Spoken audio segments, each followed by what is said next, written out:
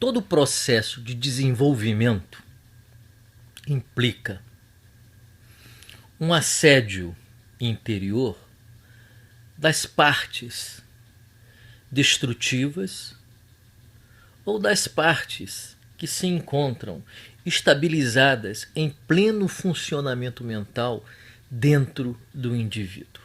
Eu vou tentar explicar isso. Esse estudo foi basicamente feito em detalhes, em minúcias, né, por Wilfred Bion, aprofundado por Herbert Rosenfeld, e a base, naturalmente, não pode ser outra a não ser Freud e os pioneiros da psicanálise, nomeadamente Jung, que preferia chamar essas estruturas de estruturas complexo e uma espécie de tom um pouco provocativo no que concerne as escolas psicanalíticas iniciais. Jung também gostava de chamar de demônios. Então nós vamos ver como os demônios, né, tão festejados, tão ovacionados nas igrejas neopentecostais, onde muitos pastores se vangloriam de expulsá-los, né? Vamos ver se há algum fundamento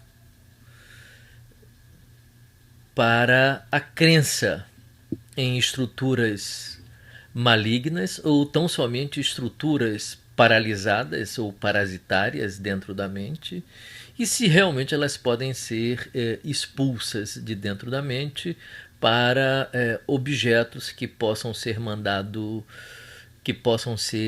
enviados para longe do indivíduo, né? Esse é o famoso mito do bode expiatório, né, que carrega todos os nossos pecados e vai embora para o deserto ou os elabora, como é o caso do Cristo, que carregou sobre ele todos os nossos pecados, expiou esses pecados, transformou-os em consciência e nos libertou dessa tarefa dificílima, que é transformar a sombra arquetípica em consciência luminosa. Isso de fato só pode ser realizado por esses grandes avatares e graças a Deus eles existem e funcionam como estrelas norte a nos guiar na escuridão muito pouco escura de nossa alma, porque essa outra escuridão, essa é a escuridão escura, né? Nós não sabemos o que é essa escuridão escura, nem temos condições de enfrentá-la. Mas essa escuridão clarinha, essa serve para nós e nos ajuda também a compreender um pouco o que nós somos e olhar à distância segura a grande escuridão, né?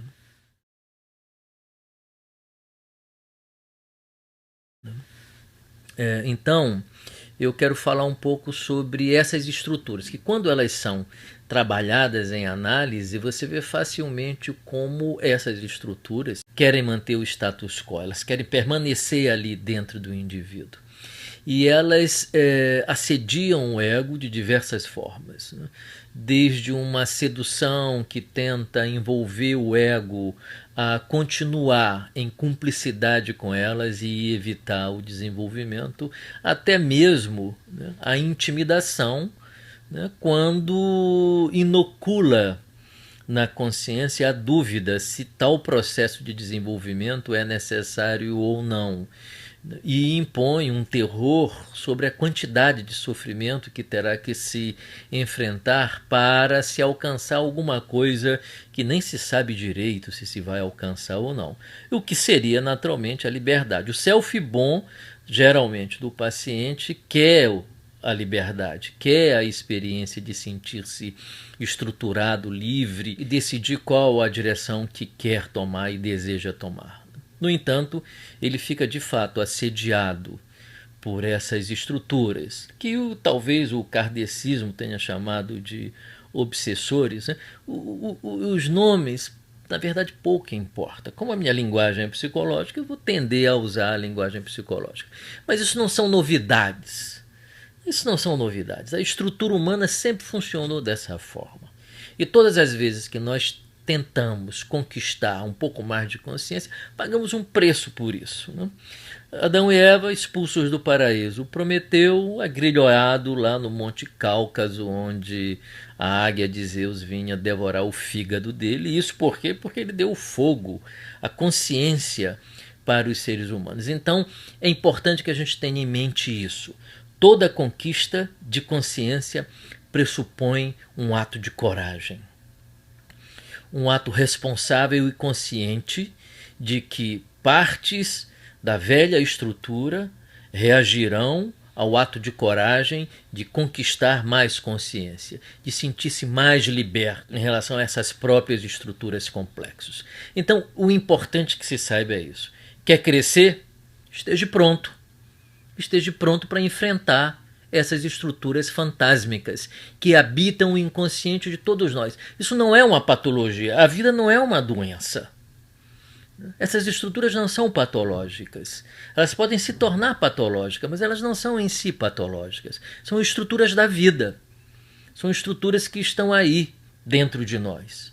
E que, se nós quisermos conhecer o novo, teremos que, de alguma forma, deixá-las partir. E é nessa relação de querer o novo e deixar essas estruturas partir, ir embora, é que se estabelece o conflito do ego.